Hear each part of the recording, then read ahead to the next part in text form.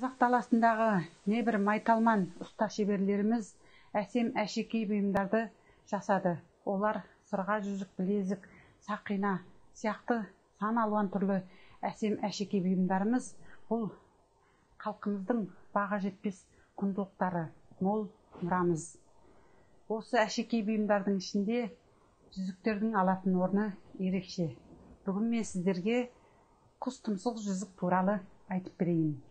Құс тұмсық жүзік қыздар тағатын сәндік сақиналардың бір түрі. Ата-бабаларымыз қыз баланы айрықша аялап, әлпештеп, бақыт құсына балап өсірген.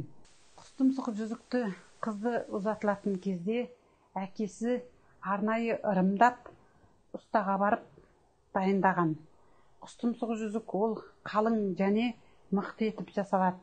Күмістен арнайы дайындалған құс тұмсық жүзіктің бір жағы үшкір, осындай құстың тұмсығына ұқсас болып жасалып, оюлармен безендіреді. Қызы ұзатылған күні әкесі қыздың оң қолының мынандай 4-ші саусағына тағады.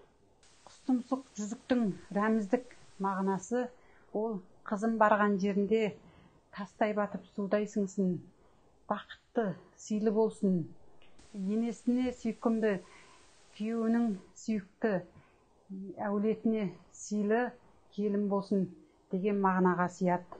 Және де құс тұмсық жүзіктің мынадай бір бөлшінің үшкір етіп жасалуы бұл қызымды көз-сықтан, жамандықтан қорғасын деген мағынаны білдіреді.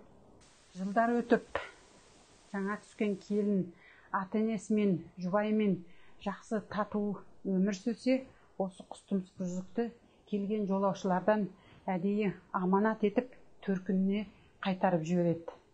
Құс тұмсық жүзіктің қайтып келуі ол жақсылықтың нышаны. Құс тұмсық жүзіктің қайтып келгенін көрген қыздың әке-шешесі қызым бақытты екен деп қуанып, ағайын туыстарын шақырып той жасайды. Және де аманатты алып келген жолаушыға ат мінгізіп, шапан жауып, қонақ етіп күтеді. Осылайша қайтып келген құс тұмсық жүзікті қыздың шешесі ырымдап, сіңілдеріне арнайы дайындап, сандықтың түбіне салып тығып қояды. Құс тұмсық жүзікті ер балаларға да ырымдап тағатын болған.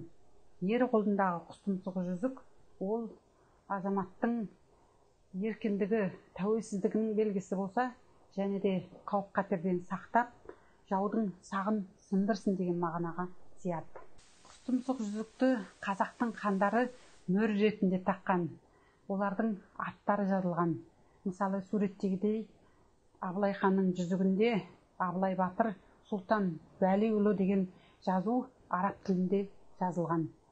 Мінекей құс тұмсық жүзіктің сыры осында. Түркістан облысындағы Қожа Ахмет Яссауи кесенесіндегі Абылай ханның осы жәдігер жүзігін біздің Әдемі-ай компаниясы да ұлықтау мақсатында картина түрінде жасаған болатынбыз.